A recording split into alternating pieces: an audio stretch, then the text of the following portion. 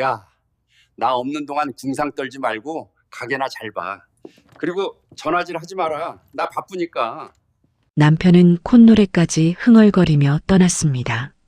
아내가 평생 설거지를 하며 모은 허리 수술비 300만 원을 훔쳐서 내연녀와 해외여행을 떠나는 길이었죠. 남편은 꿈에도 몰랐을 겁니다. 현관문이 닫히자마자 아픈 허리를 부여잡고 울던 아내의 눈물이 순식간에 말라버렸다는 사실을요.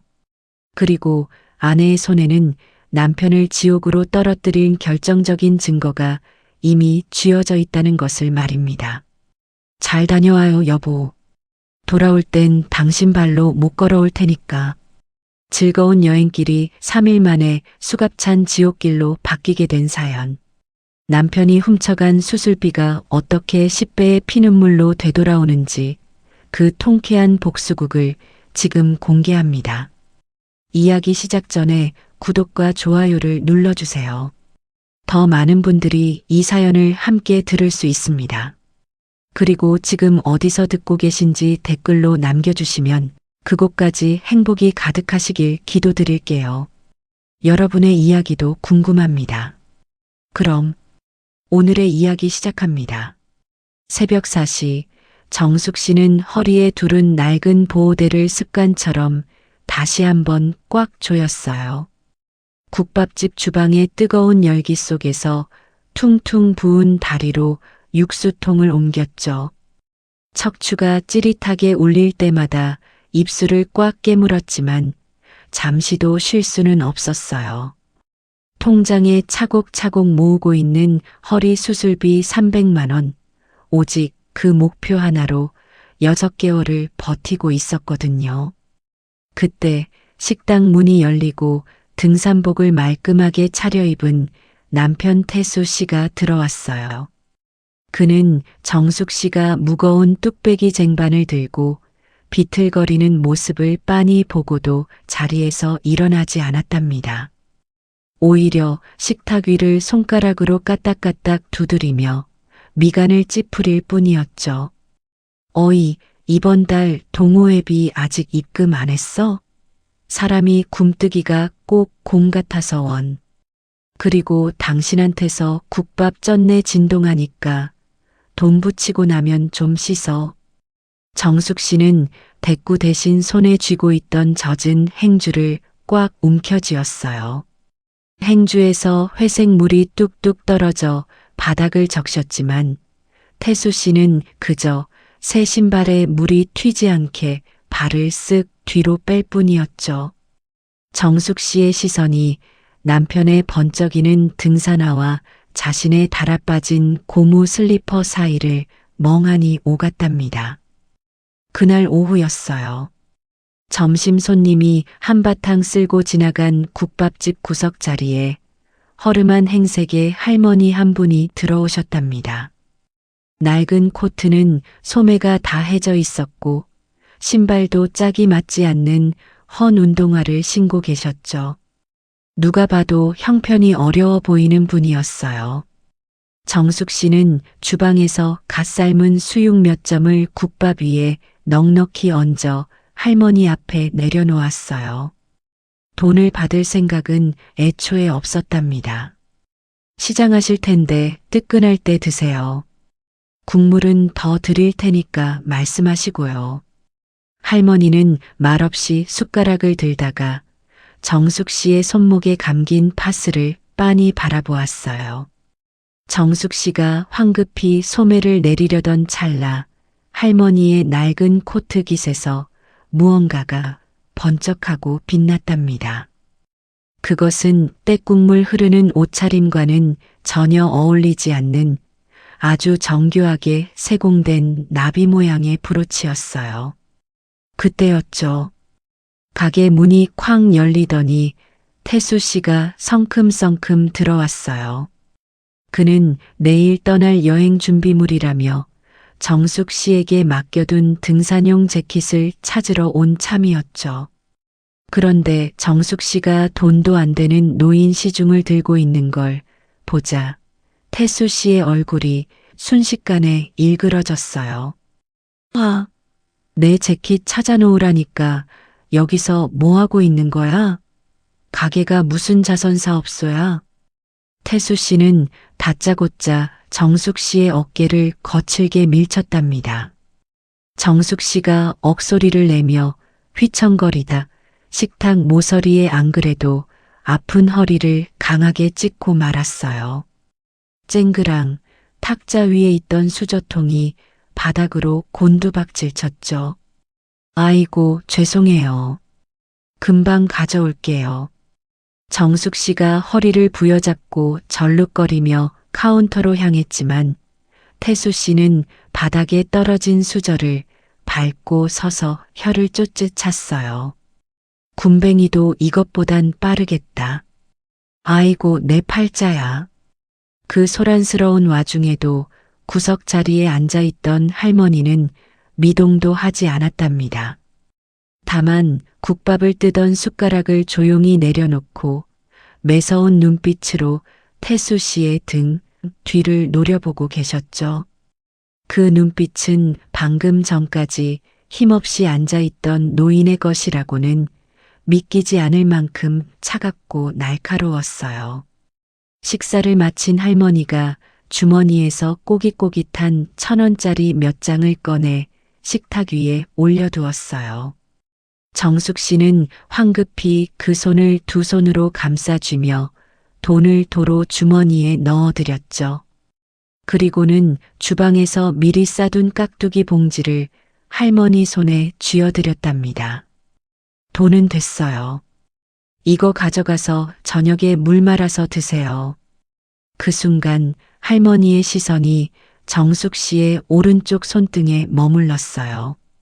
그곳에는 20년 전 펄펄 끓는 육수통을 엎어 생긴 초승달 모양의 화상 흉터가 선명하게 남아 있었거든요. 할머니의 눈동자가 순간 크게 흔들리더니 정숙 씨의 얼굴과 흉터를 번갈아 쳐다보았어요. 할머니는 무언가 말하려는 듯 입술을 달싹였지만 이내 입을 굳게 다물고는 가게를 나섰답니다. 하지만 할머니가 머물다 간 자리에는 낡은 옷차림과는 전혀 어울리지 않는 은은하고 고급스러운 백합 향기가 희미하게 남아 있었죠. 손님이 모두 빠져나간 뒤 정숙 씨는 태수 씨가 휩쓸고 간 자리를 치우기 시작했어요. 바닥에 떨어진 수저를 줍던 정숙 씨의 손끝에 구겨진 종이 조각 하나가 걸려들었어요. 태수 씨가 재킷을 챙겨 입다가 주머니에서 흘린 것이 분명했죠. 무심코 종이를 펼친 정숙 씨의 손이 허공에서 딱 멈췄어요. 그것은 해외여행자 보험 가입 내역서였어요. 가입자 명단에는 태수 씨와 낯선 이름 3개가 나란히 적혀 있었는데 출발 날짜가 바로 내일이었답니다. 정숙 씨의 시선이 주방 달력으로 향했어요. 내일은 정숙 씨가 그토록 기다려온 허리 수술 상담 예약일이었거든요. 불길한 예감에 정숙 씨는 앞치마도 벗지 못한 채 곧장 은행으로 향했어요. ATM 기기 앞에서 통장을 정리하는 정숙 씨의 손이 미세하게 떨리고 있었죠. 그때 바로 옆 기계에서 깊은 한숨 소리가 들려왔어요. 깡마른 체구의 남성, 성일 씨가 통장을 든 채 망연자실하게 서 있었답니다. 성일 씨가 힘없이 떨어뜨린 명세서가 정숙 씨의 발치로 날아왔어요. 정숙 씨가 그것을 주워주려다 명세서에 찍힌 출금 내역을 보고 말았죠. 출금 310만 원 취급점 해피시니어 여행사. 정숙 씨는 자신의 통장에 찍힌 내역을 다시 확인했어요. 출금 310만 원 취급점 해피시니어 여행사. 두 사람의 통장에서 같은 날, 같은 금액이 같은 곳으로 빠져나갔습니다. 정숙 씨와 성일 씨의 눈이 허공에서 마주쳤어요. 두 사람은 본능적으로 알 수 있었죠. 이것은 단순한 우연이 아니라는 것을요. 정숙 씨는 떨리는 손으로 통장을 꽉 움켜쥐었답니다. 은행 앞 작은 공원 벤치였어요. 정숙 씨와 성일 씨는 마치 약속이라도 한 듯 나란히 앉아 서로의 통장을 펼쳐들었답니다.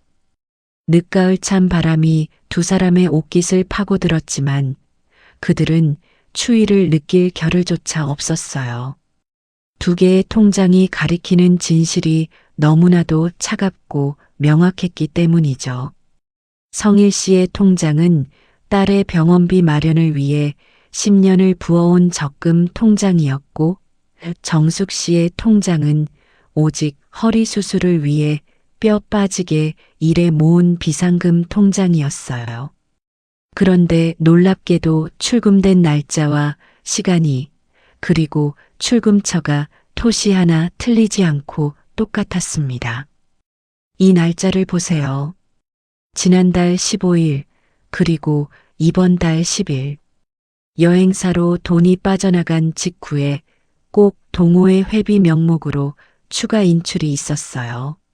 성일 씨가 떨리는 손가락으로 통장 내역을 하나하나 짚어주었어요. 정숙 씨는 마른 침을 삼켰답니다.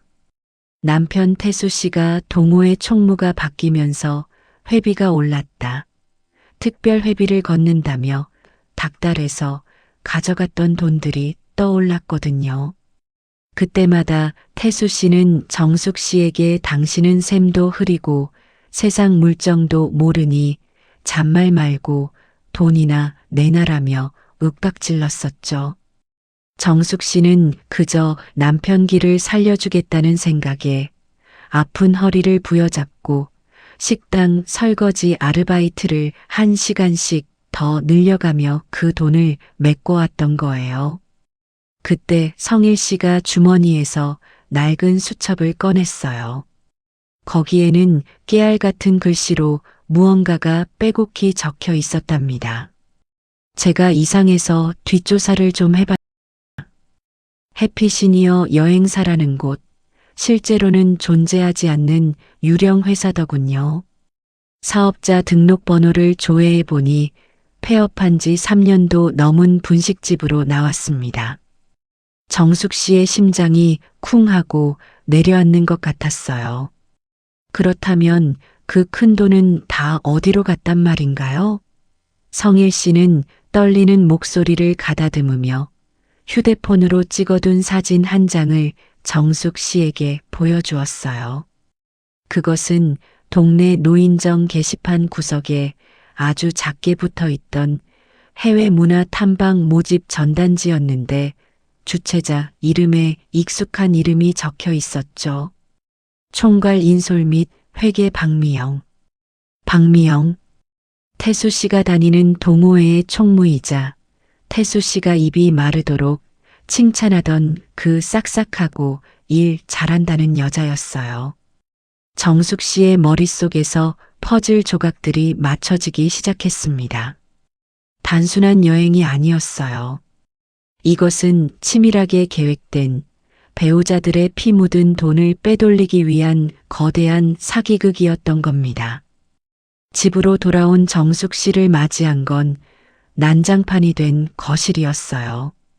내일 여행을 간다며 옷가지와 등산 장비들을 거실 바닥에 죄다 꺼내놓은 태수 씨가 소파에 누워 텔레비전을 보며 킬킬거리고 있었죠.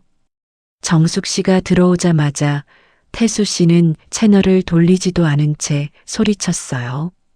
와, 너 어디 가서 뭐라고 이제 들어와? 내 여권 어디 뒀어? 내가 저번에 청소한답시고 어디다 처박아 둔 거 아니야? 태수 씨는 뻔히 식탁 위에 놓여 있는 여권을 못 본 척하며 다짜고짜 정숙 씨에게 화살을 돌렸어요. 정숙 씨가 묵묵히 식탁 위에 여권을 집어 태수 씨 앞에 내려놓자 그는 민망했는지 헛기침을 하며 오히려 더 큰 소리를 쳤답니다. 눈에 잘 띄게 뒀어야지. 그리고 너 혹시 내 지갑에 손댔냐? 아까 분명히 5만 원짜리가 2장 있었는데 한 장밖에 없잖아. 그것은 명백한 모함이었어요. 정숙 씨는 태수 씨의 지갑 근처에는 가지도 않았거든요. 하지만 태수 씨는 정숙 씨를 도둑 취급하며 몰아세우기 시작했어요. 나이 먹더니 이제는 도벽까지 생겼냐? 아까 나갈 때 보니까 주머니가 불룩하던데 내 돈 훔쳐서 딴 주머니 찬 거 아니냐고. 태수 씨가 정숙 씨의 앞치마 주머니를 거칠게 뒤지기 시작했어요. 정숙 씨가 저항하려 했지만 허리의 통증 때문에 힘을 쓸 수가 없었죠. 태수 씨는 정숙 씨의 주머니에서 꼬깃꼬깃한 1,000원짜리 몇 장과 동전들을 바닥에 쏟아버렸어요. 동전들이 쟁반 위로 요란한 소리를 내며 굴러갔답니다. 이거 봐. 이거 다 내 지갑에서 뺀 거지? 거지같이 굴지 말고 이실직고 해. 태수 씨는 적반하장으로 소리치며 정숙 씨를 구석으로 몰아넣었어요. 정숙 씨가 아니라고 고개를 저으며 해명하려 했지만 태수 씨는 들으려 하지 않았어요. 오히려 그는 정숙 씨의 낡은 휴대폰을 빼앗아 들었답니다. 너 요새 누구랑 그렇게 쑥덕거리고 다녀? 그 국밥집에 오는 노인네들이랑 작당이라도 하는 거야? 내가 모를 줄 알아? 태수 씨가 휴대폰 잠금을 풀려고 시도했어요. 그 안에는 성일 씨와 주고받은 문자 메시지가 고스란히 남아 있었거든요. 만약 그 내용을 들키게 된다면 모든 것이 물거품이 될 수도 있는 절체절명의 위기였어요. 정숙 씨는 욱신거리는 허리를 부여잡고 태수 씨의 팔을 잡았어요. 이리 줘요. 내 물건이에요. 이게 어디서 소리를 질러? 너 진짜 수상하네. 뭐 찔리는 거라도 있어? 태수 씨가 정숙 씨를 거칠게 뿌리쳤어요. 정숙 씨는 중심을 잃고 뒤로 넘어지며 거실 장식장 모서리에 어깨를 부딪히고 말았답니다. 쿵 하는 둔탁한 소리와 함께 정식 씨의 입에서 억눌린 신음이 터져나왔어요. 하지만 태수 씨는 넘어진 아내를 일으켜 세우기는커녕 의기양양한 표정으로 휴대폰 액정을 들여다보았어요. 다행히 정숙 씨가 패턴을 복잡하게 바꿔둔 덕분에 바로 열리지는 않았지만 태수 씨는 포기하지 않고 계속해서 패턴을 그어대고 있었죠. 그때 태수 씨의 바지 주머니에서 징하고 진동이 울렸어요. 태수 씨는 하던 짓을 멈추고 자신의 휴대폰을 확인했죠. 화면을 확인한 태수 씨의 입꼬리가 비릿하게 올라갔어요. 그는 정숙 씨의 휴대폰을 소파 위로 툭 던지며 말했답니다. 에이, 재수 없어. 너 갔다 와서 보자. 내가 갔다 오면 집안 꼴이 어떻게 돌아가나 아주 샅샅이 뒤져줄 테니까. 태수 씨는 콧노래를 흥얼거리며 안방으로 들어갔어요. 정숙 씨는 떨리는 손으로 소파 위에 휴대폰을 집어들었죠. 그리고 방금 전 태수 씨가 확인했던 메시지가 무엇인지 알아내야만 했어요. 정숙 씨는 태수 씨가 샤워를 하러 들어간 사이 안방 문틈으로 새어나오는 물소리에 귀를 기울였어요. 물소리가 일정하게 들리자 정숙 씨는 고양이처럼 발소리를 죽여 안방으로 들어갔답니다. 침대 위에 놓인 태수 씨의 휴대폰. 화면은 꺼져 있었지만 정숙 씨가 다가가자마자 미리 보기 알림이 떴어요. 발신자 박미영 총무 오빠, 준비 다 됐지? 이번에 한탕 제대로 하고 오는 거야. 그 멍청한 여편네는 아무것도 모르지? 수술비 핑계대고 뽑은 돈, 내가 달러로 싹 환전해놨어. 정숙 씨의 손에서 휴대폰이 미끄러질 뻔했어요. 단순히 여행 경비를 쓴 게 아니었어요. 태수 씨는 정숙 씨가 수술을 받아야 한다는 사실을 알면서도 그 수술비를 고의로 빼돌려 박미영에게 넘긴 것이었죠. 그리고 그 돈으로 두 사람이 제대로 한탕 즐기겠다는 것이었어요. 정숙 씨의 눈앞이 하얘졌어요.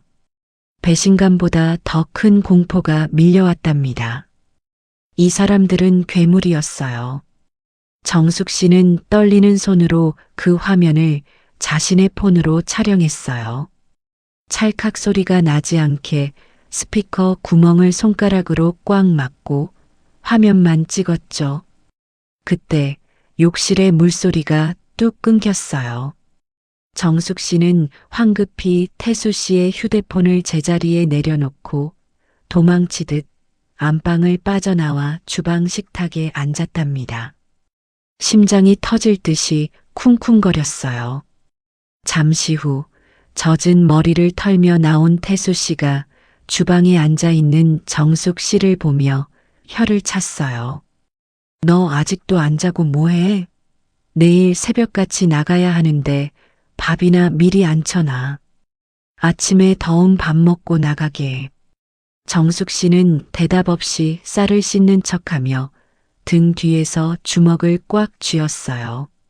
쌀을 씻는 물이 정숙 씨의 손등 위로 차갑게 흘러내렸지만 속에서는 뜨거운 불덩이가 치밀어 올랐답니다. 쌀 씻는 소리에 섞여 정숙 씨의 거친 숨소리가 묻혔어요. 정숙 씨는 이제 알았어요.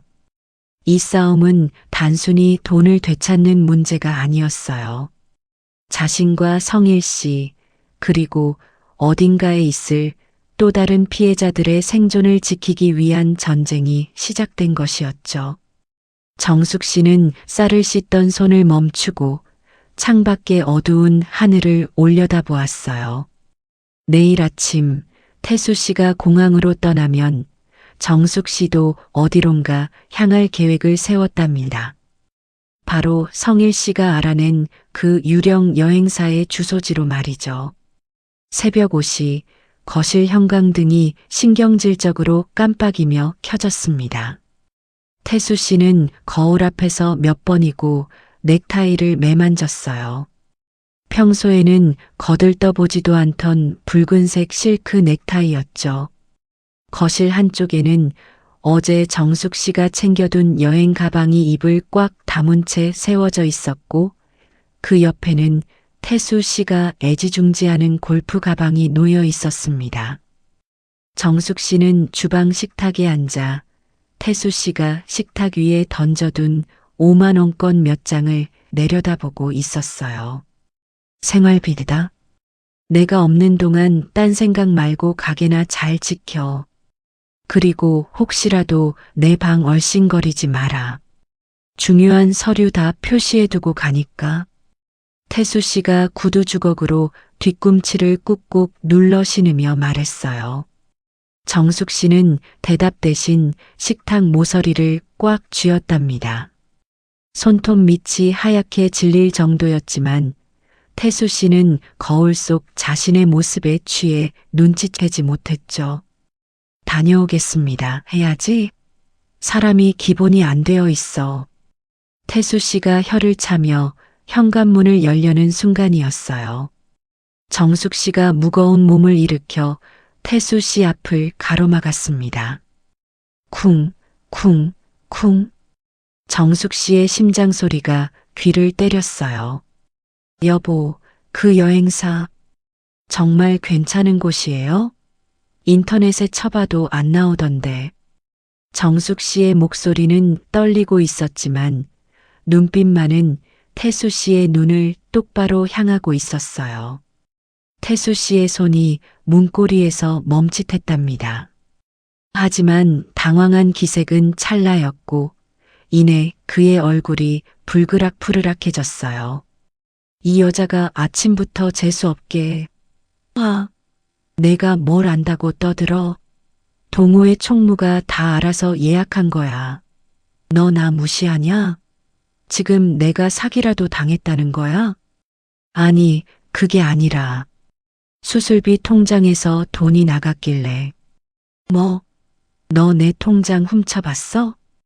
태수 씨가 들고 있던 가죽 장갑으로 정숙 씨의 어깨를 퍽 쳤습니다. 가죽의 차가운 질감이 얇은 티셔츠 위로 살을 파고들었어요. 정숙 씨가 비틀거리며 뒤로 물러났지만 태수 씨는 멈추지 않고 신발 씨는 발로 현관 중문을 쾅 걷어찼습니다. 유리가 윙윙거리며 울렸어요. 너 같은 의심병 환자랑 사니까 내 인생이 안 풀리는 거야. 그 돈? 그래, 내가 썼다. 내가 평생 벌어다 준 돈. 내가 좀 쓰겠다는데. 그게 그렇게 아까워? 내 허리? 그거 핑계로 돈 꼽을 쳐둔 거 내가 모를 줄 알아? 태수 씨는 적반하장으로 고함을 지르며 정숙 씨를 구석으로 몰아세웠어요. 그러더니 갑자기 거실장 서랍을 벌컥 열어젖혔습니다. 그곳은 정숙 씨가 비상금으로 모아둔 현금 봉투가 있는 곳이었죠. 태수 씨는 봉투를 꺼내 흔들더니 그 안에 든 돈을 자신의 지갑에 쑤셔 넣었습니다. 이거 압수야. 내가 없는 동안 딴짓 못하게 보관한다. 억울하면 경찰 부르던가. 그건 안 돼요. 병원 예약금 걸어야 한단 말이에요. 정숙 씨가 다급하게 태수 씨의 팔을 잡았어요. 하지만 태수 씨는 가소롭다는 듯 코웃음을 치며 팔을 크게 휘둘렀습니다. 이거 나 미쳤어? 태수 씨의 거친 손길에 정숙 씨는 힘없이 나가 떨어졌어요. 낡은 고무 슬리퍼가 벗겨지고 정숙 씨의 몸이 현관 타일 바닥 위로 철퍼덕 쓰러졌습니다. 욱신거리는 허리에 날카로운 통증이 전기처럼 퍼졌어요. 정숙 씨가 신음하며 바닥을 짚었지만 태수 씨는 쓰러진 아내를 내려다보며 침을 퇴뱉었답니다. 다녀와서 보자. 그때는 집 비울 준비해. 이참에 아주 정리를 하던가 해야지. 쾅! 현관문이 닫히고 도어록이 잠기는 소리가 차갑게 울려 퍼졌어요. 정숙 씨는 차가운 타일 바닥에 엎드린 채 닫힌 문을 멍하니 바라보았습니다. 태수 씨가 타고 간 택시가 멀어지는 소리가 웅웅거리며 귓가에 맴돌았죠. 한참을 그렇게 누워있던 정숙 씨는 겨우 몸을 일으켰어요. 찢어진 무릎에서 피가 배어나오고 있었지만 아픔을 느낄 새가 없었답니다. 집 비울 준비해라는 말이 비수처럼 가슴에 박혔거든요. 정숙 씨는 비틀거리는 걸음으로 안방에 들어가 옷을 갈아입었어요. 그리고 서랍 깊숙한 곳에서 어젯밤 몰래 찍어둔 태수 씨의 문자 사진을 휴대폰 배경화면으로 띄웠습니다. 오전 10시 정숙 씨는 성일 씨와 함께 어느 낡은 상가 건물 앞에 서 있었어요. 성일 씨가 알아낸 해피시니어 여행사의 주소지였죠. 간판도 없는 건물의 3층 302호 앞에는 먼지 쌓인 우편물만 수북하게 쌓여 있었어요. 문은 굳게 잠겨 있었고 유리창 너머로 보이는 내부는 텅 비어 있었답니다. 책상 하나, 의자 하나 없는 완벽한 공실이었어요. 역시 유령 회사였군요. 성일 씨가 허탈한 듯 벽에 기대어 주저앉았어요. 정숙 씨는 잠긴 문고리를 말없이 잡아 돌렸습니다. 덜컥, 덜컥. 열리지 않는 문이 마치 세상이 그들에게 보여주는 벽 같았죠. 그때 정숙 씨의 휴대폰이 진동했습니다. 집주인에게서 온 문자였어요. 문자 메시지 발신 집주인 사모님, 남편분하고 통화했습니다. 이번 전세 만기되면 재계약 안 하시고 보증금 빼서 시골로 가신다고요? 계좌번호 남편분 명의로 된 거 받았습니다. 다음 달에 그쪽으로 입금할게요. 정숙 씨의 손에서 휴대폰이 툭 떨어졌어요.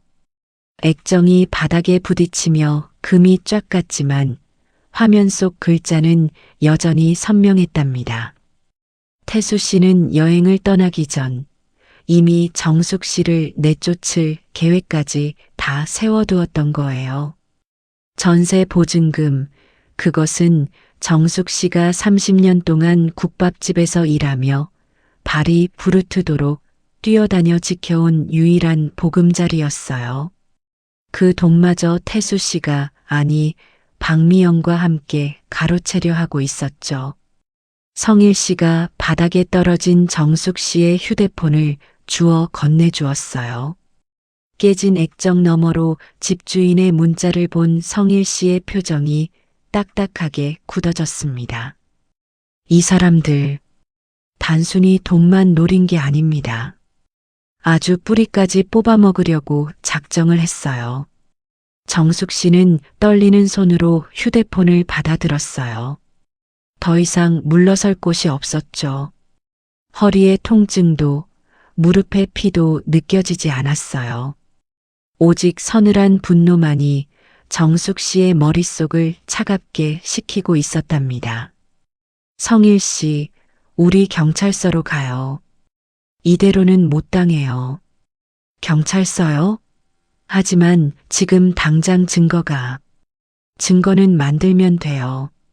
그들이 여행 가서 신나게 돈 쓰고 있을 때 우리는 여기서 그들의 목줄을 죄일 준비를 해야죠. 정숙 씨는 주머니에서 꼬깃꼬깃해진 영수증 뭉치를 꺼냈어요. 그동안 태수 씨가 동호회비 명목으로 가져간 돈을 적어둔 가계부 사본, 그리고 어젯밤 찍은 문자 사진. 이것들만으로는 부족할지 몰라요. 하지만 정숙 씨에게는 아직 쓰지 않은 카드가 하나 더 있었답니다. 바로 며칠 전 국밥집에 왔던 그 할머니, 오세란 여사님이었어요. 정숙 씨는 기억을 더듬어 할머니가 흘리고 간 것으로 추정되는 식당 의자 밑구석에 떨어져 있던 명함 한 장을 지갑에서 꺼냈습니다. 법무법인 정의 고문 오세란. 정숙 씨가 할머니에게 국밥을 대접했을 때 할머니는 고맙다는 말 대신 묵묵히 명함 한 장을 테이블 모서리에 끼워두고 가셨었죠. 그때는 대수롭지 않게 여겼지만 지금 보니 명함 뒷면에는 자필로 짧은 메모가 적혀 있었어요. 도움이 필요하면 연락하게. 밥값은 해야지. 정숙 씨는 성일 씨에게 명함을 보여주었습니다. 이분, 보통 분이 아니신 것 같아요. 지푸라기라도 잡는 심정으로 연락해 봐야겠어요. 성일 씨가 고개를 끄덕이며 주먹을 꽉 쥐었습니다. 두 사람은 텅 빈 유령 여행사 사무실을 뒤로하고 차가운 콘크리트 복도를 걸어 나왔어요. 복도 끝 창문으로 들어오는 햇살이 두 사람의 그림자를 길게 늘어뜨렸습니다. 건물 밖으로 나오자 가을바람이 매섭게 불어왔어요. 정숙 씨는 옷깃을 여미며 하늘을 올려다보았죠. 저 하늘 어딘가에 태수 씨를 태운 비행기가 날아가고 있을 거예요. 정숙 씨는 눈을 감고 태수 씨가 했던 말을 되뇌었습니다. 집 비울 준비해. 그래요, 준비할게요. 당신이 돌아왔을 때 이 집이 아니라 감옥으로 갈 준비를요. 정숙 씨의 입에서 나지막한 혼잣말이 새어나왔어요. 그것은 체념이 아닌 선전포고였습니다. 정숙 씨는 절뚝거리는 다리에 힘을 주고 성일 씨와 함께 법무법인 사무실이 있는 시내 쪽으로 발걸음을 옮겼습니다. 도로 위를 달리는 차들의 소음이 마치 전쟁터로 향하는 군가처럼 비장하게 들려왔습니다. 일주일이라는 시간은 폭풍 전야처럼 고요하면서도 길게 흘러갔어요. 그리고 마침내 태수 씨가 여행에서 돌아오는 날이 밝았죠. 오후 3시 현관 도어록이 해제되는 소리가 적막한 집안을 날카롭게 갈랐습니다. 띠리릭 하는 경쾌한 전자음이 그날따라 유독 소름 끼치게 들렸어요. 문이 열리고 태수 씨가 들어왔는데 그의 몰골은 정숙 씨의 예상과는 사뭇 달랐답니다. 한탕을 즐기고 온 사람치고는 얼굴이 흑빛이었고 눈 밑에는 검은 그림자가 턱 밑까지 내려와 있었거든요. 끌고 들어온 여행 가방 바퀴에는 진흙이 잔뜩 묻어 있어 현관 타일 위에 지저분한 궤적을 남겼습니다. 태수 씨는 신발도 벗는 둥 마는 둥 거실로 들어오자마자 소파에 앉아 있는 정숙 씨는 본체만체하고 안방으로 직행했어요. 무언가에 쫓기는 사람처럼 허둥지둥 서랍을 뒤지기 시작했죠. 어딨어? 내 통장 어딨어? 태수 씨가 거칠게 서랍을 빼내 바닥에 엎어버렸어요. 양말이며 속옷들이 바닥에 널브러졌지만 그는 아랑곳하지 않고 손을 부들부들 떨며 찾던 물건이 없다는 사실에 당황하고 있었어요. 정숙 씨가 그 모습을 문가에서 조용히 지켜보고 있었답니다. 당신, 이거 찾아요? 정숙 씨의 손에는 태수 씨가 그토록 찾던 재발급된 통장과 여행 전날 태수 씨가 두고 갔던 구형 휴대폰이 들려 있었어요. 태수 씨가 획 고개를 돌려 정숙 씨를 노려보았죠. 너 이 여편 내가 그거 내놔. 당장 안 내놔? 태수 씨가 짐승처럼 달려들었어요. 평소 같았으면 겁에 질려 뒷걸음질 쳤을 정숙 씨였지만 이번엔 달랐습니다. 정숙 씨는 한 발짝도 물러서지 않고 달려드는 태수 씨의 눈앞에 휴대폰 화면을 들이밀었어요. 화면 속에는 음성 메모 파일 하나가 재생 대기 중이었죠. 정숙 씨가 재생 버튼을 누르자 익숙한 목소리가 정적을 깨고 흘러나왔습니다.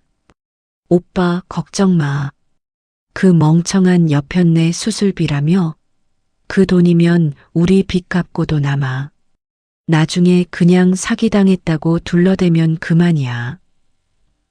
그것은 여행 전날 밤 태수 씨가 샤워할 때 박미영이 보낸 음성 메시지였어요.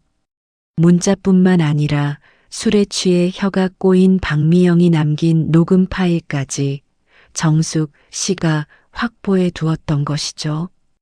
태수 씨의 동작이 일시정지 버튼을 누른 것처럼 딱 멈췄어요.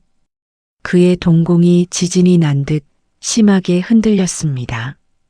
입을 뻐끔거렸지만 목소리는 나오지 않았어요. 명백한 증거, 빼도 박도 못할 자신의 치부가 아내의 손 안에 들려 있었으니까요. 이게 당신이 내 등골 빼먹으려고 작정한 거 내가 모를 줄 알았어요? 정숙 씨의 목소리는 낮았지만 서늘한 기운이 서려 있었어요. 태수 씨는 얼굴이 시뻘개져서 다시금 정숙 씨에게 덤벼들려 했어요. 증거를 없애야 한다는 본능적인 생각뿐이었겠죠. 그가 정숙 씨의 손목을 낚아채려던 찰나 정숙 씨가 날렵하게 몸을 피하며 뒤로 물러났습니다. 허리에 통증이 찌릿하게 올라왔지만 정신력으로 버텨냈어요. 허튼 수작 부리지 마요. 이미 이 파일 성일 씨랑 변호사님한테 다 전송해 놨으니까. 변호사? 내가 무슨 돈이 있어서 변호사를 써. 거짓말하지 마. 태수 씨가 악을 쓰며 고함을 질렀지만 정숙 씨는 대답 대신 현관문을 열고 나갔어요. 따라와요. 당신 그 잘난 박미영 총무가 노인정에서 설명해야 한다면서요? 거기서 다 같이 들어보죠. 태수 씨는 사색이 되어 신발도 제대로 신지 못한 채 정숙 씨를 뒤따라 나갔어요. 같은 시각 동네 노인정 강당은 사람들로 북적이고 있었어요. 해외 문화 탐방 결산 보고회라는 현수막이 걸려 있었고 단상 위에는 박미영이 화사한 스카프를 두르고 서 있었죠. 그녀는 특유의 상냥한 미소를 지으며 마이크를 잡고 있었지만 눈은 불안하게 출입구 쪽을 힐끔거리고 있었답니다. 객석에는 이번 여행을 다녀온 동호회 회원들과 그들의 가족들이 앉아 있었어요. 대부분 여행사가 망해서 돈을 좀 더 걷어야 한다더라. 현지 사정으로 경비가 더 들었다더라. 하는 소문을 듣고 웅성거리고 있었죠. 박미영이 헛기침을 하며 마이크를 두드렸어요. 아, 여러분 조용히 좀 해주세요. 사실 제가 오늘 여러분을 모신 건 정말 가슴 아픈 이야기를 드리기 위해서입니다. 박미영이 눈가를 훔치는 신용을 하며 목소리를 떨었어요. 이번 여행에서 예상치 못한 문제가 생겨서 경비가 좀 부족했어요. 그런데 일부 회원님들의 가족분들이 제가 공금을 횡령했다며 저를 협박하고 있습니다. 심지어 밤길 조심하라는 문자까지 보내면서요. 객석에서 어머 세상에 누가 그런 짓을 하는 수군거림이 퍼져나갔어요. 박미영은 분위기가 자신에게 유리하게 흘러간다고 생각했는지 더욱 서럽게 흐느끼는 연기를 시작했죠. 저는 봉사하는 마음으로 총무를 맡았는데 억울해서 잠도 못 자고 그때였어요. 강당 뒷문이 쾅 열리며 정숙 씨와 성일 씨가 들어왔습니다. 두 사람의 뒤로 얼굴이 하얗게 질린 태수 씨가 쭈뼛거리며 따라 들어왔죠. 사람들의 시선이 일제히 그들에게 쏠렸어요. 박미영의 표정이 일순간 굳어졌다가 이내 도끼 어린 눈빛으로 바뀌었어요. 아이고, 마침 오셨네요. 여기 계신 윤정숙 씨랑 최성일 씨가 저를 협박한 당사자들입니다. 박미영이 손가락질하며 소리치자 몇몇 노인들이 정숙 씨를 향해 혀를 찼어요. 아니, 얌전한 줄 알았더니 무서운 사람들이네. 하는 비난의 목소리도 들려왔죠.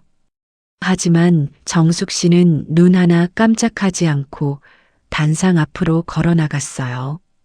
그리고 손에 들고 있던 서류 봉투를 박미영 앞 탁자 위에 탁 소리나게 내려놓았습니다. 봉투 입구가 열리며 그 안에서 수십 장의 종이가 쏟아져 나왔어요. 협박이요? 박미영 씨, 그럼 대답해 보세요. 왜 여행사 계좌 예금주가 박미영 개인 명의로 되어 있습니까? 정숙 씨의 또렷한 목소리가 강당 안을 울렸어요. 정적이 흘렀습니다. 박미영의 눈동자가 흔들렸어요. 그건 여행사가 법인 전환 중이라서 임시로 제 통장을 쓴 거라고 말씀드렸잖아요. 임시로요? 그럼 이건 뭡니까? 성일 씨가 옆에서 또 다른 서류를 들어보였어요. 이건 당신이 해피시니어 여행사라는 이름으로 만든 사업자 등록증 사본입니다.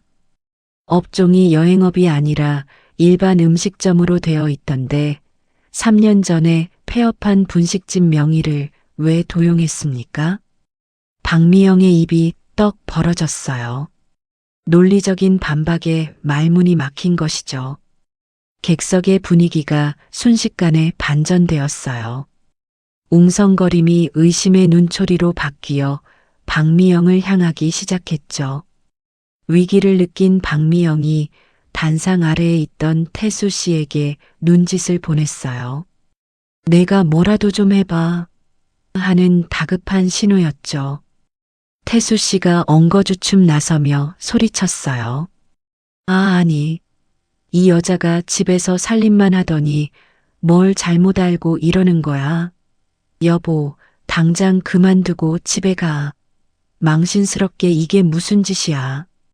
태수 씨가 정숙 씨의 팔을 잡아 끌며 상황을 무마하려 했어요. 그때 정숙 씨가 태수 씨의 손을 거칠게 뿌리치며 주머니에서 휴대폰을 꺼내 마이크에 갖다 댔습니다. 망신? 누가 진짜 망신인지 다 같이 들어보시죠. 정숙 씨의 손가락이 재생 버튼을 눌렀어요. 그 멍청한 여편네 수술비라며? 그 돈이면 우리 빚 갚고도 남아. 스피커를 타고 박미영의 적나라한 목소리가 강당 전체에 울려 퍼졌습니다. 그리고 이어서 태수 씨의 목소리도 흘러나왔죠. 그래, 어차피 늙으면 허리 다 아픈 거지 수술은 무슨. 그 돈으로 우리 땡겨 쓰고 나중에 모른 척하면 돼. 강당 안은 찬물을 끼얹은 듯 조용해졌어요. 태수 씨는 다리에 힘이 풀렸는지 바닥에 주저앉았고 박미영은 얼굴을 감싸쥐며 단상 뒤로 숨으려 했어요. 객석에 앉아있던 노인들이 하나둘 자리에서 일어났습니다. 저런 천하의 몹쓸 인간들을 봤나? 우리 며느리 수술비도 내가 가져간 거야? 내 돈 내놔. 이 도둑년아. 순식간에 아수라장이 된 강당. 성난 노인들이 단상 위로 올라가려 하자 박미영은 비명을 지르며 뒷문으로 도망치려 했어요. 하지만 문은 이미 굳게 닫혀 있었죠. 그때 닫혀있던 강당 정문이 활짝 열리며 낯선 사람들이 들어왔어요. 검은 정장을 입은 건장한 남자들과 그 중심에 지팡이를 짚은 노부인이 서 있었습니다. 바로 오세란 여사님이었어요. 하지만 국밥집에서 봤던 그 허름한 모습이 아니었답니다. 고급스러운 트위드 재킷에 목에는 정숙 씨가 닦아주었던 그 나비 브로치가 영롱하게 빛나고 있었죠. 오세란 여사의 뒤에는 경찰 제복을 입은 사람들도 함께였습니다. 강당 안의 소란이 일시에 멈췄어요. 오세란 여사는 또각또각 구두 소리를 내며 인파를 가르고 정숙 씨 앞으로 걸어왔습니다. 그녀의 등장만으로도 좌중을 압도하는 카리스마가 뿜어져 나왔어요. 오세란 여사가 덜덜 떨고 있는 박미영과 바닥에 주저앉은 태수 씨를 차가운 눈빛으로 내려다보며 입을 열었습니다. 내 밥값 하러 왔네. 늦지 않게 와서 다행이구먼. 여사는 뒤에 서 있던 변호사에게 손짓했어요. 변호사가 서류 한 장을 펼쳐들고 박미영에게 다가가 말했습니다. 박미영 씨, 그리고 한태수 씨, 특정 경제범죄 가중처벌 등에 관한 법률 위반, 사기 및 횡령 혐의로 고소장이 접수되었습니다. 지금 이 시각부로 두 사람의 모든 금융 계좌는 동결됩니다. 동결이라니요? 무슨 권리로? 박미영이 악을 쓰며 반항했지만 경찰들이 다가와 그녀의 양팔을 붙잡았어요. 그리고 여기 계신 윤정숙 씨와 최성일 씨는 오세란 여사가 정숙 씨의 떨리는 어깨에 따뜻한 손을 올리며 말을 이었습니다. 제 법률 대리인이 보호하는 제 가족과도 같은 분들입니다. 이분들의 눈에서 눈물 나게 한 대가는 피눈물로 갚게 될 겁니다. 정숙 씨는 오세란 여사의 그 한마디에 참아왔던 숨을 토해내며 다리에 힘이 풀려 휘청거렸어요. 하지만 이번에는 바닥에 쓰러지지 않았답니다. 성일 씨와 오세란 여사가 양쪽에서 정숙 씨를 단단히 부축해 주었으니까요. 태수 씨는 멍하니 그 광경을 바라보다가 경찰의 손에 이끌려 나가는 박미영을 보며 고개를 떨구었어요. 그의 손목에도 은팔찌가 채워지는 찰칵 소리가 강당 안에 비현실적으로 크게 울려 퍼졌습니다. 정숙 씨는 그 모습을 말없이 아주 오랫동안 바라보았습니다. 마치 30년의 고통이 저 수갑과 함께 채워져 나가는 것을 확인하려는 듯이 말이죠. 노인정 강당 안은 숨소리조차 들리지 않을 만큼 무거운 정적에 휩싸였어요. 오세란 여사가 데려온 검은 정장의 남자들은 일사불란하게 움직이며 강당의 출입구를 모두 봉쇄했답니다. 그들은 단순한 경호원이 아니라 오세란 여사가 이사장으로 있는 재단 소속의 감사팀과 법무팀 직원들이었죠. 단상 위에서 바들바들 떨고 있던 박미영이 쥐구멍을 찾는 듯 두리번거렸지만 그녀가 도망칠 곳은 어디에도 없었어요. 오세란 여사의 눈짓 한 번에 변호사가 서류 가방에서 두툼한 서류 뭉치를 꺼내 박미영의 코앞에 펼쳐 보였습니다. 종이 넘어가는 소리가 유난히 크게 들렸어요. 박미영 씨, 당신이 만든 유령 여행사 계좌, 그리고 당신이 빼돌린 돈을 세탁하기 위해 만든 차명 계좌들까지 우리 재단 감사팀이 자금 흐름을 전부 파악했습니다. 변호사의 건조하고 딱딱한 목소리가 박미영의 심장을 조여왔어요. 박미영은 믿을 수 없다는 표정으로 서류를 낚아채려 했지만 경찰이 그녀의 손목을 제지했답니다. 오세란 여사가 지팡이를 짚은 채 천천히 입을 열었어요. 그녀의 목소리는 높지 않았지만 강당 구석구석까지 명료하게 파고들었죠. 자네는 몰랐겠지만 내가 운영하는 재단은 노인 복지 예산을 지원하고 감독하는 곳이야. 이번에 자네가 건드린 그 여행 경비 중 일부도 우리 재단에서 지원된 바우처 예산이 섞여 있었지. 나랏돈 무서운 줄 모르고 꿀꺽 삼키려다 체한 꼴이야. 이런 식의 회계 부정은 우리 감사팀이 반나절이면 라인을 전부 세워서 잡아낼 수 있다는 걸 몰랐나 보군. 박미영의 얼굴이 백지장처럼 하얗게 질렸어요. 단순히 노인들의 쌈짓돈을 훔친 잡범 취급이 아니었어요. 재단과 연계된 공금 횡령, 그리고 조직적인 사기 혐의까지 더해져 빠져나갈 구멍이 완전히 막혀버린 것이죠. 그 순간 박미영의 휴대폰과 태수 씨의 주머니 속에 있던 휴대폰이 동시에 요란하게 울려댔어요. 은행에서 온 알림 문자였죠. 태수 씨가 덜덜 떨리는 손으로 휴대폰을 꺼내 확인했습니다. 귀하의 모든 금융 계좌에 대해 지급 정지 및 압류 조치가 실행되었습니다. -5 은행. 이게 뭐야? 내 돈이 왜 안 움직여? 태수 씨가 비명을 지르며 휴대폰 화면을 두드렸지만 이미 동결된 계좌는 꼼짝도 하지 않았어요. 그가 평생 안에 몰래 챙겨두었던 비자금, 그리고 이번에 정숙 씨의 보증금을 빼돌려 넣으려 했던 통장까지 모조리 묶여버린 것이었죠. 태수 씨는 다리에 힘이 풀려 그 자리에 털썩 주저앉고 말았답니다. 바닥을 짚은 그의 손이 흙빛으로 변해 있었어요. 같은 시각 강당 밖에서는 더욱 긴박한 일들이 벌어지고 있었어요.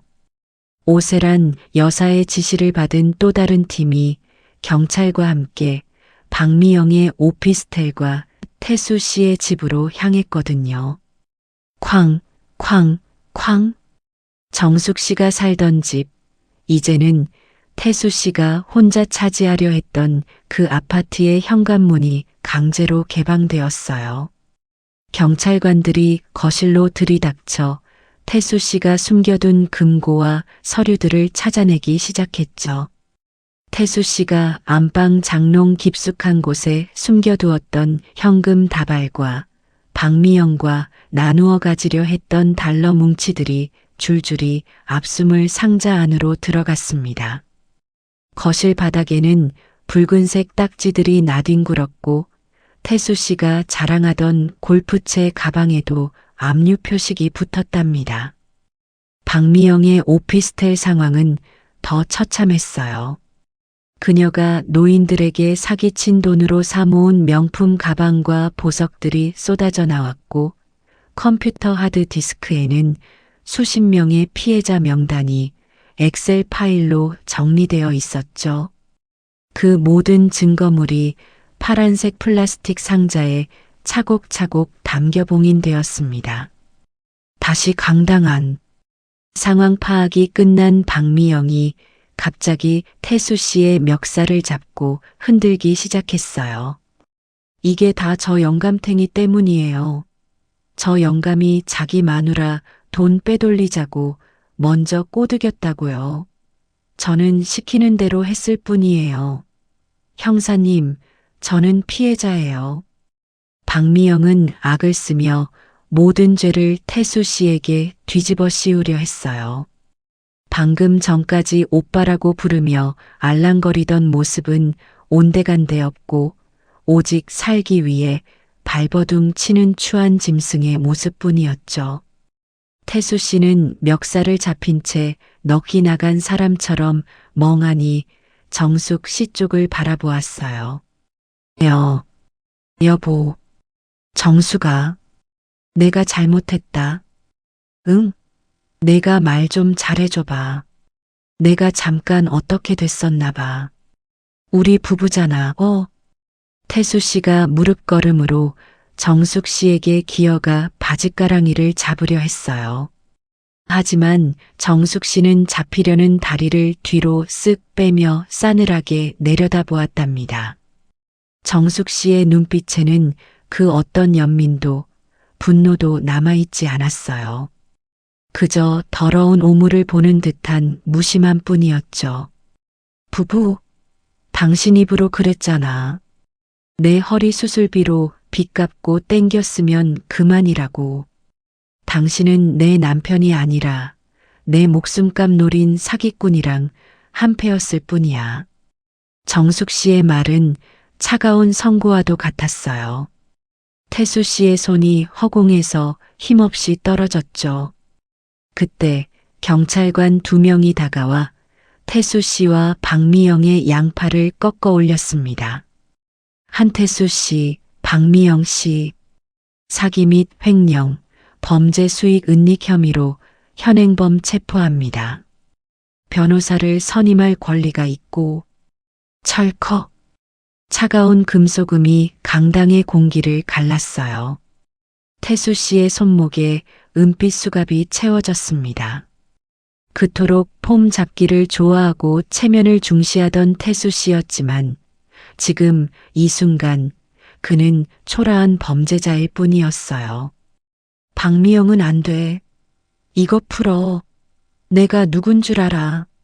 하고 발악하며 바닥에 드러누웠지만 경찰관들은 익숙한 솜씨로 그녀를 일으켜 세워 질질 끌고 나갔답니다. 강당을 가득 메운 노인들이 그 광경을 지켜보며 웅성거리기 시작했어요. 처음에는 놀라움이었지만 이내 분노와 통쾌함이 뒤섞인 목소리들이 터져나왔죠. 아이고, 속 시원하다. 저런 것들은 콩밥을 좀 먹어야 정신을 차리지. 그 사람 믿음을 저렇게 이용해 먹다니 천벌을 받은 거야.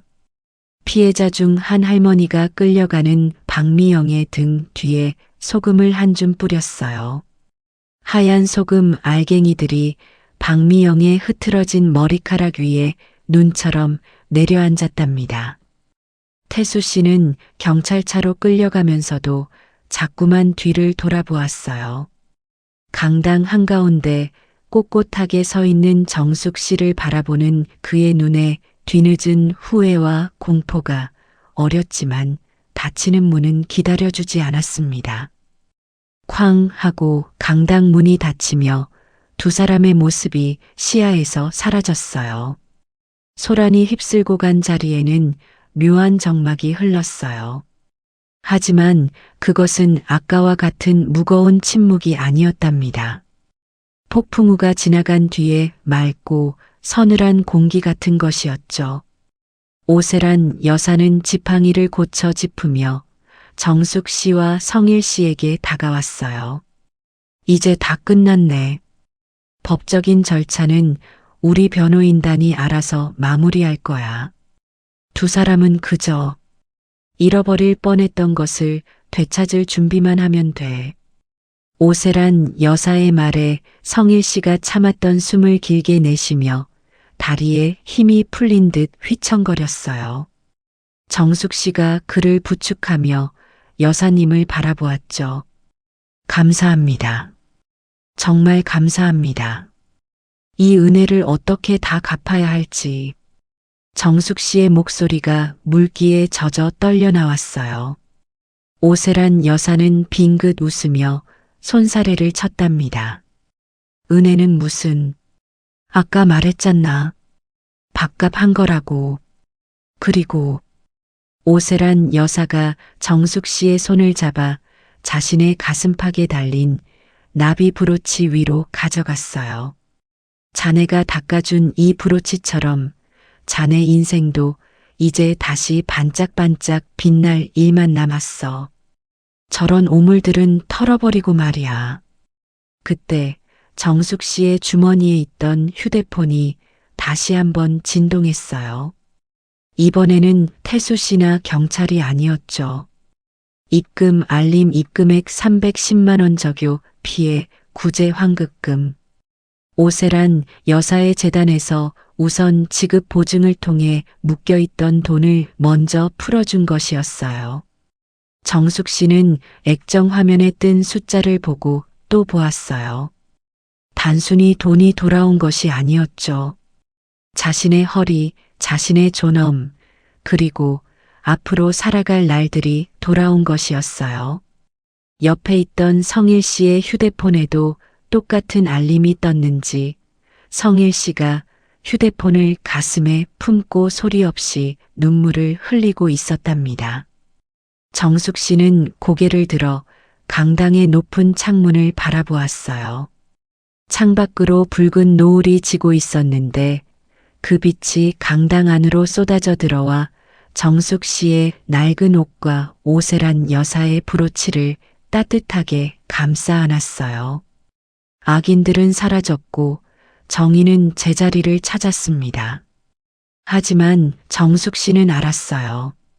진짜 이야기는 이제부터라는 것을요. 태수 씨가 없는 집으로 돌아가 오롯이 자신만의 삶을 다시 세우는 일이 남아 있었으니까요. 가시죠, 정숙 씨.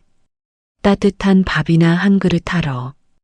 오세란 여사가 정숙 씨의 등을 가볍게 토닥였어요. 정숙 씨는 눈물을 훔치고 고개를 끄덕였답니다.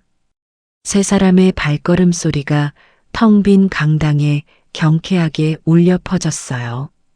그 소리는 마치 새로운 시작을 알리는 행진곡처럼 들렸습니다. 폭풍우가 휩쓸고 지나간 다음 날 아침은 유난히도 고요했어요. 정숙 씨는 습관처럼 새벽 5시에 눈을 떴지만 거실로 나가지 않고 가만히 침대에 누워 있었답니다. 매일 아침 귀청을 때리던 태수 씨의 물 떠와라, 밥 안 하냐는 고함이 들리지 않았으니까요. 집안을 채우고 있는 것은 오직 냉장고가 돌아가는 낮은 웅웅거림과 창틈으로 스며드는 새벽빛뿐이었어요. 정숙 씨는 천천히 몸을 일으켜 텅 빈 거실로 걸어 나갔어요. 태수 씨가 아끼던 골프채와 양주 진열장이 압류되어 사라진 자리는 휑하니 비어 있었죠. 그 빈 공간이 낯설면서도 한편으로는 가슴 한 구석이 뻥 뚫리는 것처럼 시원했답니다. 정숙 씨는 소파 한가운데에 깊숙이 등을 기대고 앉아보았어요. 평소라면 태수 씨가 감히 어디 상전 자리를 넘보냐며 호통쳤을 그 자리에 앉아 정숙 씨는 처음으로 다리를 쭉 뻗어보았죠. 발끝에 닿는 거실 바닥의 냉기조차 상쾌하게 느껴졌어요. 그때 식탁 위에 올려둔 휴대폰 화면이 조용히 켜졌습니다. 수술 예약 알림 윤정숙 환자님, 금일 오후 22번 수속 예정입니다. 그토록 기다려온 문자였어요. 정숙 씨는 휴대폰을 가슴에 품고 한참을 가만히 앉아 있었답니다. 20년 묵은 체증이 내려가는 기분이었지만 눈물은 나지 않았어요. 그저 긴 숨을 한 번 후우하고 내뱉었을 뿐이었죠. 그 침묵의 시간이 약 20초간 흘렀어요. 그 20초는 지난 30년의 고통을 떠나보내는 애도의 시간이자 새로운 삶을 맞이하는 준비의 시간이었답니다. 일주일 후 병원 창가로 따스한 오후 햇살이 쏟아져 들어오고 있었어요. 하얀 환자복을 입은 정숙 씨가 침대에 걸터 앉아 창밖을 내다보고 있었죠. 허리에는 낡고 냄새나던 보호대 대신 병원에서 지급한 깨끗하고 단단한 복대가 채워져 있었어요. 수술은 아주 성공적이었답니다.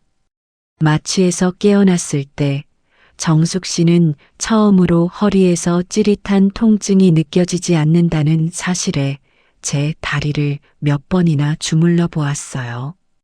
다리가 저리지 않다는 것, 똑바로 누워도 허리가 끊어질 듯 아프지 않다는 것. 남들에게는 당연한 그 감각이 정숙 씨에게는 기적과도 같았죠. 정숙 씨, 몸은 좀 어때요? 병실 문이 드르륵 열리며 성일 씨와 오세란 여사님이 들어오셨어요. 성일 씨의 양손에는 보온병과 도시락 가방이 들려 있었고 오세란 여사님의 품에는 화사한 풀이지어 꽃다발이 안겨 있었답니다. 어머, 오셨어요. 바쁘신데 뭘 이런 걸 다. 정숙 씨가 침대에서 내려오려 하자 오세란 여사님이 지팡이를 짚은 채 빠르게 다가와 정숙 씨의 어깨를 지그시 눌러 앉혔어요. 어허, 환자가 어딜 움직여. 가만히 앉아 있게. 오늘은 우리가 자네 시중 들러 왔으니까. 성일 씨가 병실 중앙에 있는 간이 테이블을 펴고 가져온 음식들을 하나둘 꺼내놓기 시작했어요. 병원 밥이 입에 안 맞을까봐 성일 씨가 새벽부터 일어나 직접 끓여온 전복죽이었죠. 뚜껑을 열자 고소한 참기름 냄새와 하얀 김이 모락모락 피어올라 병실 안을 가득 채웠답니다. 우리 딸내미 간호할 때 실력 좀 발휘해 봤습니다. 간이 맞을지 모르겠네요. 성일 씨가 쑥스러운 듯 머리를 극적이며 숟가락을 정숙 씨 손에 쥐어주었어요. 정숙 씨는 따뜻한 죽그릇을 두 손으로 감싸 쥐었어요. 그릇에서 전해지는 온기가 손바닥을 타고 가슴까지 전해져 왔죠. 한 숟가락을 떠서 입에 넣자 부드러운 밥알과 함께 고소한 풍미가 입안 가득 퍼졌어요. 태수 씨의 밥상을 차리느라 정작 자신은 식은 밥에 물을 말아 먹거나 손님들이 남긴 반찬으로 허기를 때우던 지난 날들이 주마등처럼 스쳐 지나갔답니다. 누군가 나를 위해 정성껏 차려준 따뜻한 밥상. 그것이 얼마나 귀하고 눈물 나는 것인지 정숙 씨는 70평생 처음으로 느껴보았어요. 맛있어요. 정말 맛있어요, 성일 씨. 정숙 씨의 목소리가 조금 떨려 나왔어요. 오세란 여사님은 말없이 정숙 씨의 숟가락 위에 잘 익은 장조림 한 점을 올려주셨답니다. 많이 먹게. 밥이 보약이야. 이제 자네 몸은 자네 것이니까 자네가 제일 아껴줘야지. 맞습니다. 이제 아프면 아프다고 하고 먹고 싶은 거 있으면 다 드세요. 우리가 같이 먹어드릴 테니까요. 성일 씨의 말에 정숙 씨는 고개를 끄덕이며 입안 가득 죽을 오물거렸어요. 씹을 때마다 목구멍이 뜨끈해지면서 마음속에 남아있던 마지막 응어리까지 녹아내리는 것 같았죠. 식사를 마친 세 사람은 병원 옥상 정원으로 나갔어요.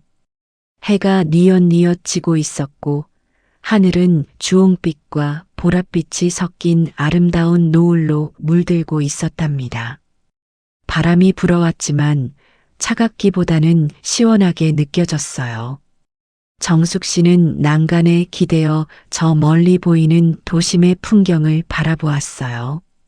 빽빽한 아파트 숲 어딘가에 이제는 돌아가도 두렵지 않은 나의 집이 있었죠. 그리고 그 옆에는 피 한 방울 섞이지 않았지만 누구보다 진한 연대로 묶인 진짜 가족들이 서 있었어요. 오세란 여사님이 정숙 씨와 성일 씨의 손을 가만히 잡으셨어요. 주름진 세 사람의 손이 포개어졌습니다. 거칠고 투박한 손들이었지만 그 맞잡은 온기만큼은 세상 어떤 보석보다도 따뜻하고 단단했죠. 여사님, 저 퇴원하면 국밥집 다시 나갈 거예요. 정숙 씨의 말에 성일 씨가 눈을 동그랗게 떴어요. 아니, 몸도 아직 성취하는데 벌써 일하시게요? 돈은 이제 걱정 없으시잖아요. 정숙 씨는 빙그레 웃으며 고개를 저었어요. 돈 때문이 아니에요. 그냥 배고픈 사람들한테 따뜻한 밥 한 끼 제대로 대접하고 싶어서요. 제가 받아보니까 알겠더라고요. 밥 한 끼가 사람을 살린다는 걸요. 여사님이 저한테 그러셨던 것처럼요. 오세란 여사님이 흐뭇한 미소를 지으며 정숙 씨의 손등을 토닥이셨어요. 그래, 좋은 생각이네. 대신 이번엔 사장으로 일해. 내 건물 1층이 비어 있으니 거기서 자네가 하고 싶은 대로 가게를 꾸려보게. 월세는 깎아줄 테니 걱정 말고. 저도 돕겠습니다. 서빙은 자신 있습니다. 힘쓰는 건 제가 다 할게요. 성일 씨가 팔을 걷어붙이는 신용을 하며 너스레를 떨자 세 사람 사이에서 맑은 웃음소리가 터져 나왔어요. 그 웃음소리는 바람을 타고 노을 속으로 멀리 퍼져나갔답니다. 어느새 해가 완전히 넘어가고 도시에 하나둘 가로등 불빛이 켜지기 시작했어요. 하지만 정숙 씨는 더 이상 어둠이 무섭지 않았답니다. 내일 아침이 오면 튼튼해진 두 다리로 땅을 딛고 서서 자신이 직접 문을 열고 세상으로 나갈 테니까요. 어디선가 저녁밥 짓는 냄새가 바람에 실려왔어요. 정숙 씨는 숨을 깊게 들이마셨습니다. 그것은 살아있는 냄새, 그리고 희망의 냄새였습니다. 자, 이제 들어갑시다. 바람이 차네. 네, 여사님. 같이 가요. 세 사람은 서로의 팔짱을 끼고 천천히 병실을 향해 걸음을 옮겼어요. 또각, 또각, 뚜벅, 뚜벅. 세 사람의 발소리가 정겨운 박자를 만들어내며 복도 끝으로 멀어져 갔습니다. 그 뒷모습은 그 어떤 청춘보다도 당당하고 아름다웠답니다.